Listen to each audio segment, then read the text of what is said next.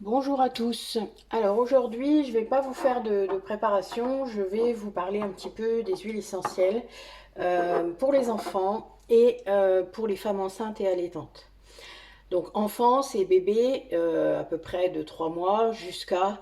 euh, il y a des paliers en fait par rapport aux différentes huiles essentielles auxquelles ils peuvent prétendent, hein, en tout cas auxquels ils ont droit, puisque leur système immunitaire et système physiologique n'est pas assez mature pour pouvoir supporter toutes les huiles essentielles. Il faut savoir qu'il y en a qui sont même très dangereuses et donc on fait très attention. Il faut toujours demander un conseil.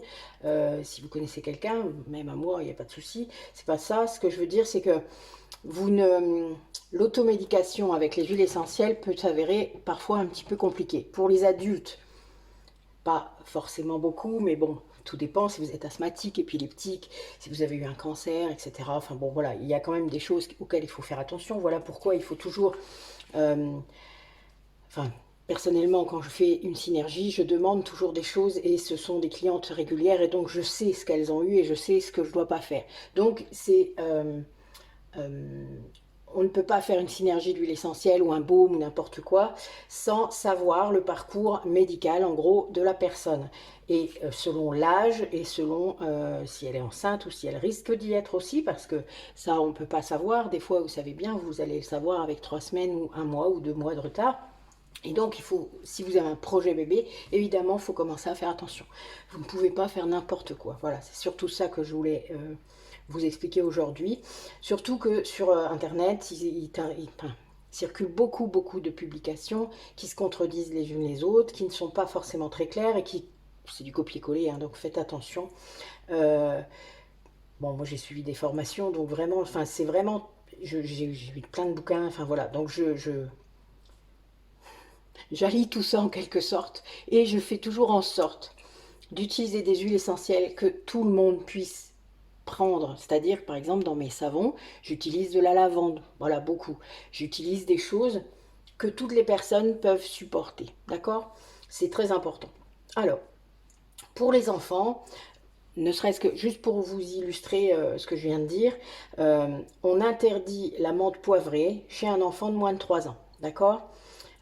Parce que, et c'est la même chose, c'est pas une question de poids de l'enfant, ça n'a rien à voir. Là, on est vraiment dans l'âge et dans la maturité physiologique, d'accord? Donc, c'est autant valable chez un gros bébé de 18 mois que chez un enfant qui serait plutôt frêle à 3 ans, d'accord? Ça n'a rien à voir avec le poids. Alors, je sais que parfois, il y a plein d'autres médicaments qui fonctionnent comme ça, mais là, c'est pas le cas. C'est vraiment lié à la physiologie de l'enfant. Si vous donnez de la menthe poivrée, de l'huile essentielle de menthe poivrée à un enfant, soit pour n'importe quoi, il y a plein d'applications de la menthe poivrée et c'est vrai qu'on peut être tenté. Sauf que ça peut, il va réagir très violemment, d'accord, par un spasme du larynx, c'est-à-dire qu'il va peut-être s'étouffer. Et donc on fait très attention.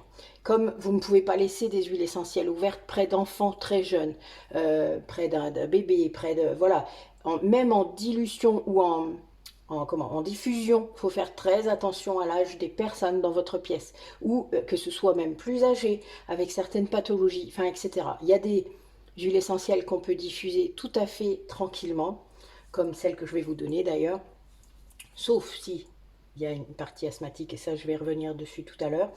Mais voilà, vous ne pouvez pas faire n'importe quoi. Voilà pourquoi ça peut faire peur. Mais c'est pas pour rien qu'il y a des gens qui se forment et qui deviennent aromathérapeutes. C'est justement pour pouvoir vous aider dans cette démarche. Donc, soyez bien clair avec ce que vous pouvez faire. Et c'est pour ça que je fais cette vidéo spéciale aujourd'hui, pour que vous ayez vraiment une vision des huiles essentielles que vous pouvez utiliser. Si vous avez un bébé, mais pas avant 3 mois, donc partir de 3 mois, et plus préférentiellement à partir de 18 mois, et pour les femmes enceintes et allaitantes. D'accord? Donc, c'est simple, il n'y en a que 3. Voilà, on ne va pas tourner autour du pot. 3 huiles essentielles que vous pouvez utiliser pour les enfants, pour les bébés, à partir de 3 mois et de 18 mois à 3 ans préférentiellement. D'accord? Donc, le Rafinsara. Donc ça, je vous en ai déjà parlé. Le Rafinsara, c'est une huile essentielle qui est antivirale, antibactérienne, antifongique. Elle a un spectre d'intervention qui est incroyable. Moi, par exemple, j'en mets dans un roll-on Et ma fille s'en met sur les poignets tous les jours avant d'aller à l'école. C'est aromathérapie, hein. Enfin c'est aromatique, pardon. Mais on pourrait dire thérapie. Euh, Ça crée une sorte de d'aura aromatique, hein, olfactive, puissante, puisque c'est vraiment un antibactérien, un antiviral. Ce qui veut dire que ma fille, quand elle va à l'école avec cette aura autour d'elle, elle est protégée des virus et des bactéries. Mais là, pour ce qui nous intéresse en ce moment, ça sera un virus. Mais donc c'est très efficace. Et elle tombe rarement malade en fait, sauf si elle ne met pas son écharpe, mais là c'est autre chose. Mais on est d'accord que ça limite vachement. Elle n'a que des rhumes par exemple. Elle a 14 ans, elle a dû avoir enfin voilà, elle a très très peu d'affections ORL, très très peu. Je crois que je peux les compter même pas sur les doigts de la main. Donc c'est voilà, c'est le Ravinsara, c'est vraiment une des huiles essentielles les plus merveilleuses qui puissent exister. La seule chose, c'est que c'est surexploité maintenant. Donc il existe une autre huile essentielle qui a presque les mêmes, enfin oui, qui a hein, les mêmes propriétés. Ça sera l'huile essentielle de Saro. Le Saro donc est un peu moins exploité, il est pas cher, pareil que le Ravinsara. Donc n'hésitez pas, moi c'est un geste militant, là il m'en reste, mais j'ai acheté de l'huile essentielle de Saro pour l'imiter et alterner aux besoins s'il faut. Le Ravinsara par contre, on ne peut pas l'utiliser si les personnes ou si les enfants, les femmes enceintes, sont asthmatiques. D'accord? Donc dans ce cas-là, on va privilégier le bois de rose. L'huile essentielle de bois de rose, pareil, qui commence à être surexploitée, mais qui a des filières équitables, c'est pas simple. Ou le bois de haut, hein, qui a une bonne alternative, c'est la même chose, ça coûte pas cher, et c'est pareil, ce sera un peu moins exploité que le bois de rose. Ce qu'il faut comprendre, c'est que en fait, il faut beaucoup de bois pour faire une huile essentielle, vous imaginez, dans une fleur déjà, je vous expliquerai un jour ça. Euh, Ce sont les huiles essentielles, c'est l'essence de la plante. Donc dans du bois, vous imaginez, il y en a encore moins. Donc, le bois de rose a une bonne intervention au niveau de la sphère ORL et des infections bronchopulmonaires. Donc c'est intéressant comme remplacement, on va dire, du Ravinsara. Mais ça n'a pas toutes les autres applications, d'accord? Il y a d'autres. Il a des applications que le Ravinsara n'a pas, mais en tout cas, c'est pour les personnes asthmatiques, pour la sphère infection ORL, etc. D'accord? Ça, c'était la première. La deuxième, la lavande vraie. Bon, vous le savez, j'en mets partout. Bon, il faut aimer la lavande, hein, vous êtes d'accord? Mais après, ceux qui aiment ça, évidemment, ne vous en privez pas. Par contre, les bébés, pas avant 3 mois. Moi, je fais des huiles de massage pour les bébés. Il y a de la lavande vraie dedans. Et de la lavande vraie, pas les autres. D'accord? Pas l'aspic, pas le lavandin, etc. La lavande vraie seulement. Donc c'est cicatrisant, c'est astringent, c'est apaisant cutané légère, c'est relaxant. Enfin, elle est vraiment, elle a un spectre aussi d'intervention très large, ce qui fait que vraiment vous pouvez faire beaucoup de choses avec, hein. C'est l'avantage, hein, de ces trois-là, c'est que finalement c'est les plus généralistes qui puissent être, et du coup ça ne vous prive pas de beaucoup d'interventions. Peut-être que oui, ce serait en première intention, évidemment, quand on est un bébé, un enfant, une femme enceinte, etc., on ira consulter de toute manière, vous n'êtes pas complètement... voilà, il faut aller consulter en cas de doute et en cas de choses bizarres ou de choses qui ne vont pas, évidemment, il faut aller consulter. Mais en première intention, ça peut déjà vous soulager en attendant d'avoir votre rendez-vous, etc. Ensuite, nous avons la camomille noble. C'est la camomille romaine, d'accord? C'est celle qu'on appelle comme ça, pas la camomille allemande, la camomille romaine, qui n'ont pas du tout les mêmes applications, hein. Faites attention quand vous l'achetez. Elle est un peu plus chère d'ailleurs, mais elle est merveilleuse. Celle-là aussi à partir de 3 mois. Donc, c'est une apaisante cutanée, anti-inflammatoire, antiparasitaire, et elle intervient directement sur le système nerveux central. Donc, ce qui veut dire que moi, je le mets dans les baumes anti-stress, dans les baumes apaisants, quand on n'arrive plus à dormir. Enfin, vous voyez, des choses comme ça. La camomille allemande, pardon, c'est moi qui fais l'erreur. La camomille romaine, donc la camomille noble, elle est merveilleuse pour ça. C'est un truc, même en diffusion, hein, enfin, après, elle est plus chère, donc moi, j'achète aussi du petit grain bigarade qui fait les mêmes choses, mais qui est un peu moins cher, et à diffuser, c'est quand même plus simple. Voilà, donc ça sera les huiles essentielles que vous pourrez utiliser. Alors, on a aussi un truc au niveau des, comment, De la dilution. Je vous ai déjà dit, une huile essentielle, ça doit toujours être dilué dans une huile végétale. Tout le temps, d'accord? Et à un certain pourcentage.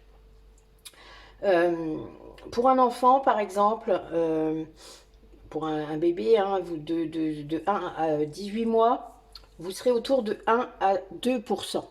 Pour un bébé, vous allez être autour de 0,5, hein, 0,5%. Voilà, vraiment. Donc, il faut ramener tout. Enfin, il n'y a pas besoin d'en mettre beaucoup. Hein. Vous le savez, l'huile essentielle, c'est très, très puissant. Pour un bébé, pour un enfant de 18 mois à 3 ans, vous allez plutôt être entre 1 et 3%. Tout dépend de ce que vous allez faire avec. Hein. Ça va être lié à ce que vous allez faire avec. Ensuite, de 3 à 6 ans, vous allez pouvoir avoir quelques huiles essentielles supplémentaires, comme l'eucalyptus radié. L'eucalyptus radié, il est anti-infectieux, antiviral, antibactérien, expectorant, donc des voies hautes, hein, du haut des poumons, et anti-inflammatoire. Donc celui-là, bon, évidemment, dans tous mes baumes rhumes, il y en a un, évidemment. Enfin, sauf si c'est pour un enfant de moins de 3 ans. Là, je ne mettrai que du Ravinsara s'il n'y a pas d'asthmatique. Vous avez compris le système? Voilà, c'est comme ça que ça marche. On peut aussi utiliser le thym à tujanol. Alors, on fait très attention. Il y a plusieurs sortes d'huile essentielle de thym. Le tujanol, c'est celui-là qu'il faut prendre pour ça. Les autres, certains peuvent être très toxiques. Faites attention. Ils ne s'utilisent que dans certaines conditions. Donc, vous regardez bien les étiquettes. Si vous achetez une huile essentielle de thym, vous ne prenez que celle où c'est écrit atujanol, atimol, etc. D'accord?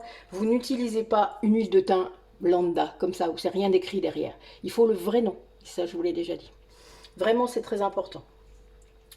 Elle est antivirale, antibactérien, puissant, très efficace sur la sphère ORL. C'est un immunostimulant, ce qui veut dire qu'il va stimuler votre système immunitaire, oui c'est bien ça. Il est neurotonique, ce qui va dire qu'il va vous redonner de la pêche aussi. Hein, et un équilibrant du système nerveux. Donc ça, avec de l'huile essentielle de camomille par exemple, c'est merveilleux. Si vous avez de l'anxiété, des tas de choses comme ça, ça va super bien marcher. On peut aussi utiliser le basilic tropical. Donc le basilic tropical, c'est un antispasmodique, donc il va plutôt être au niveau de la sphère digestive et nerveuse. C'est-à-dire si votre anxiété par exemple se répercute sur vos intestins, sur votre estomac, enfin voilà, sur la sphère digestive. Là vous allez pouvoir vous masser directement, alors toujours en dilution, hein, je le répète, mais c'est très efficace. Et également les huiles essentielles de mandarine et d'orange douce qui sont sédatives, calmantes, relaxantes. Voilà, ça c'est vraiment très important. La seule chose, elles sont photosensibilisantes, comme tous les agrumes. Hein, je vous le dis beaucoup pour le citron, mais la mandarine, l'orange douce, tout ça, ça fonctionne. La bergamote, enfin tous les agrumes. Et il faut faire attention quand il y a de la lumière. C'est pas seulement le soleil, c'est la lumière. Quand vous avez, imaginez, vous en mettez, alors pour l'apaisement comme ça, pour la relaxation, vous allez peut-être en mettre derrière vos oreilles, vous allez peut-être en mettre sur votre front, ça peut arriver. Alors dans ces cas-là, on ne sort pas au soleil, ça c'est sûr. Si vous n'en mettez que le soir, vous en mettez derrière les oreilles, dans la nuque, sur le plexus solaire, sous les pieds. Voilà, ça va, il n'y a pas de souci. Dès le moment où il y aura pas, où la lumière ne pourra pas agir et vous faire des rougeurs, des boutons, enfin, vous voyez, photosensibilisant, ça veut dire ça. Hein. Ça veut dire qu'à force, il peut y avoir des réactions liées à la lumière. Donc, on évite ce genre de choses, mais à diffuser, c'est merveilleux. Par contre, hein, la mandarine et l'orange, les enfants de plus de 3 ans, je le rappelle, donc de 3 à 6, là, on peut utiliser ça dès 3 ans à diffuser. Il n'y a vraiment pas de souci. D'ailleurs, alors on évite de diffuser dans leur chambre. Hein. On les diffuse quand ils ne sont pas là. C'est-à-dire, vous diffusez dans les chambres pendant un quart d'heure, pas plus, il n'y a pas besoin, 1 heure ou 2 avant. Et ensuite, vous pouvez faire venir l'enfant dans la chambre. Ensuite, la dilution aussi va augmenter. C'est-à-dire que vous allez pouvoir, entre 3 et 6 ans, augmenter le pourcentage de dilution de 3 à 5%. Donc pour un baume rhume par exemple, vous allez mettre de l'eucalyptus, peut-être un peu de thym à tujanol, et puis pourquoi pas du Ravinsara ou un peu de lavande, enfin voilà. Vous allez pouvoir vraiment avoir une synergie qui sera très efficace et voire vous pouvez aller jusqu'à 10% sur 2 jours. C'est-à-dire que le rhume, là, il va être tué dans l'œuf. Hein. En gros, ça va être ça. Et c'est très efficace, hein, vraiment. Bon, personnellement, je ne suis pas enrhumée souvent. Mais ma fille l'est. Donc, de toute manière, toutes les synergies, tous les baumes que j'ai pu faire, c'était pour elle. Pour moi, un peu, mais bon, plus pour elle. Mais c'est normal. On commence toujours par son entourage, hein, vous le savez bien. Ou par soi. Moi, c'est les dents. Chacun ses petits mots, hein, MAUX. Donc vraiment, il faut toujours s'adapter et surtout, moi je suis une adulte, elle c'était une enfante quand on a commencé, donc j'ai toujours fait attention et fait en sorte que c'était adapté à son âge, d'accord? Donc ensuite, à partir de 6 ans, d'autres huiles essentielles vont être possibles. Donc on va pouvoir utiliser l'eucalyptus globulus. Alors l'eucalyptus globulus, c'est un expectorant, un mucolytique, antiviral, antibactérien, mais des voix basses. Donc ça veut dire que là, les bronchites, vous savez, qui vous prennent... Moi j'en ai jamais, je ne peux pas vous dire. Mais voilà, pardon. Et ça, comment? C'est vraiment très efficace, hein, vraiment très puissant. Pareil, dans un baume, hein, un peu comme le Vicks Vaporub, hein, moi c'est ce que je fais, comme une synergie que vous allez masser sur les endroits où vous avez besoin que ça agisse. Personnellement, je passe toujours par le cutané, d'accord? Avaler, c'est plus compliqué, il y a beaucoup plus de contre-indications d'ailleurs, il faut faire très attention, même si c'est sur un comprimé neutre. Enfin voilà, bref, moi je garderai ça pour les adultes parce que réellement, c'est pas si simple à comprendre et à faire. Mais ça marche très bien au niveau inhalation. Hein. Vous savez, quand vous, ne serait-ce que mettre, vous avez une inhalation humide avec de l'eucalyptus radié. Bon là, vous avez une grosse bronchite, vous pouvez mettre de l'eucalyptus globulus dans de l'eau très chaude et vous mettez le torchon au-dessus. Hein. Enfin, vous voyez, et ben ça fonctionne très bien. Hein. C'est vraiment, alors évidemment, après, vous allez couler. Hein. Je vous dis pas, c'est le but. Enfin, je veux dire, faut être étonné, c'est très très puissant, donc ça va liquéfier tout ce que vous avez à l'intérieur et ça va sortir. Donc, ce qui veut dire qu'il faut que ça sorte. Donc, il faut moucher, moucher, moucher.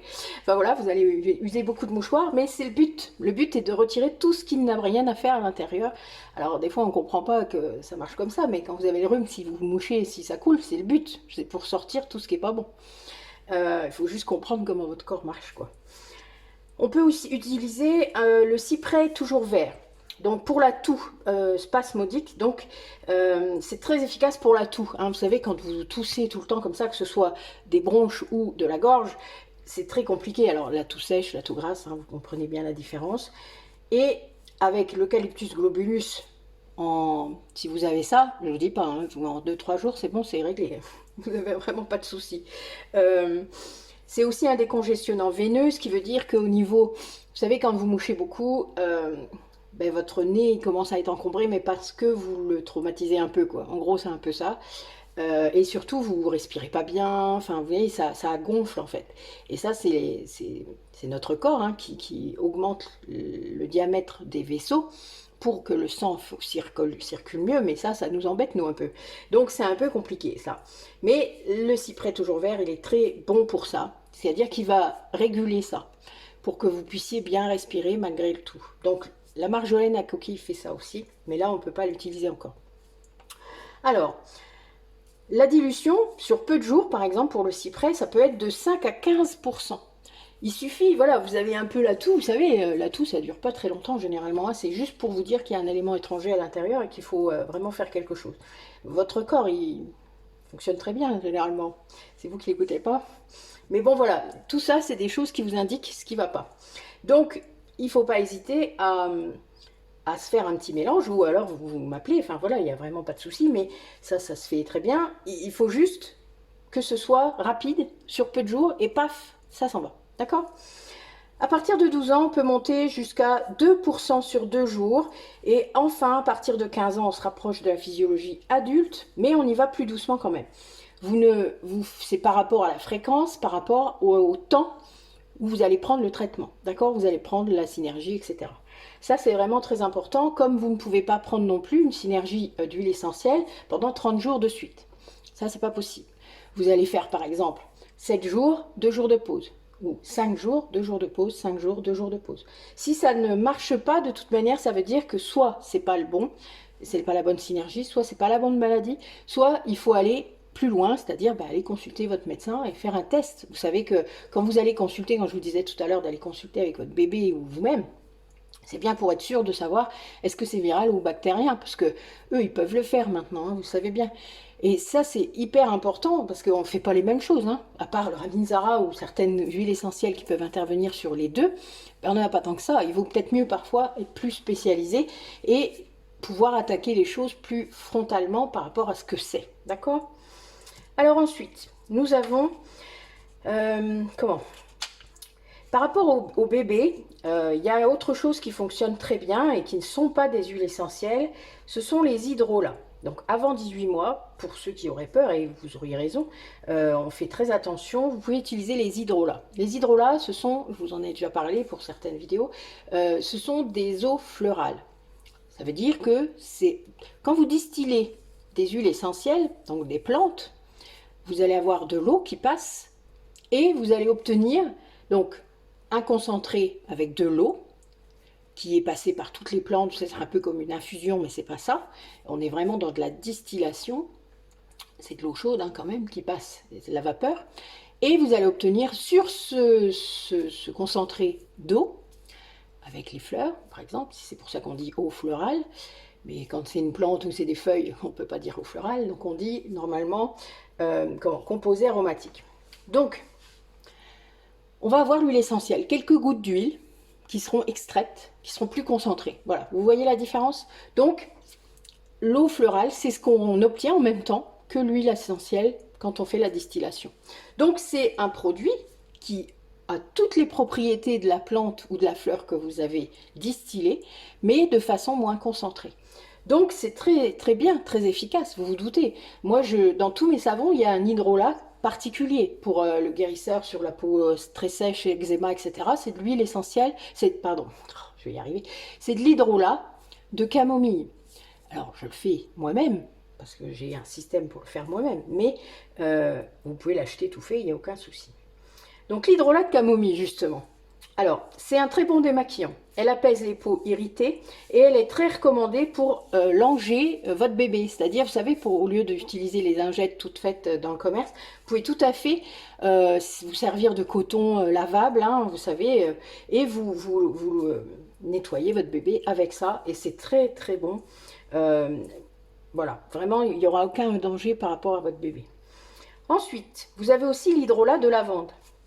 C'est pareil, c'est un très bon démaquillant. Donc il est astringent cutané léger, donc ça peut servir d'eau raffermissante cutanée. Ça apaise aussi les rougeurs, donc pour les femmes enceintes par exemple, hein, puisque j'y reviendrai, mais pour les femmes enceintes c'est très très bon aussi les hydrolats comme ça. C'est très adapté, c'est peut-être une des seules choses que vous avez le droit de faire, donc profitez-en. Mais ça peut être très bon pour les vergetures par exemple, pour la prévention. Il ne faut vraiment pas avoir peur, et même moi je peux fabriquer des crèmes à base d'huile d'hydrolat de lavande ou de camomille pour vous faire ça. Le démaquillant pareil, j'ai une vidéo là qui va bientôt sortir là-dessus, vous allez pouvoir agrémenter comme vous le sentez quoi. On a aussi par exemple l'hydrolat de bleuet. Si vous voulez vous faire je pense aux mamans hein, là surtout, mais le tour des yeux, le visage, vous voyez, ou pour le bébé aussi, pour le nettoyer. L'huile essentielle, enfin l'hydrolat aussi de titri. Alors ça, ce ne sont pas des vraies eaux fleurales, hein, puisque ce sont, à part le bleuet, mais le titri, c'est pas une fleur, ce sont des feuilles. Donc, vous allez plutôt être là sur un composé aromatique, mais c'est pas grave, c'est la même chose en fait. Hein, vraiment, ne vous prenez pas la tête avec ça. Dites-vous que c'est juste le résultat de la distillation de cette plante ou de cette fleur, au même titre que l'huile essentielle. D'ailleurs, ça sort en même temps. Après, on les filtre, hein, donc ils gardent l'eau florale d'un côté et l'huile essentielle de l'autre. Donc, voilà. Alors, surtout par contre, pour les bébés et pour les femmes enceintes et allaitantes, on n'utilise pas non plus l'hydrolat de menthe poivrée. Alors, je sais que c'est rafraîchissant, c'est tout ce que vous voulez, mais il vaut mieux faire autrement. Buvez du thé vert. Enfin, voilà. Bon, je ne sais pas trop quoi vous dire, mais là, la menthe poivrée, en fait, pas avant 3 ans et pas pour les femmes enceintes. Voilà. Et encore, enfin, pas allaitante non plus, honnêtement, puisque ça passera dans votre lait. Hein. Donc, vous vous doutez que c'est pas du tout recommandé. Donc, voilà. Donc là, bannissez la menthe poivrée jusqu'à un certain moment. Si vous êtes adepte, on fait très gaffe. D'ailleurs, moi, je vais vous dire, l'huile essentielle de menthe poivrée, je l'utilise que dans un seul cas chez moi. Ça va être dans mon dentifrice. avec une autre menthe, mais j'en mets 2 gouttes et pour ma migraine, et je mets une goutte sur mon petit doigt que je mets sur mon front et j'en mets 2 fois par jour, pas plus. On fait très attention, c'est une huile en fait plus où on peut devenir vraiment sensible. Donc faites attention. Voilà. Ensuite,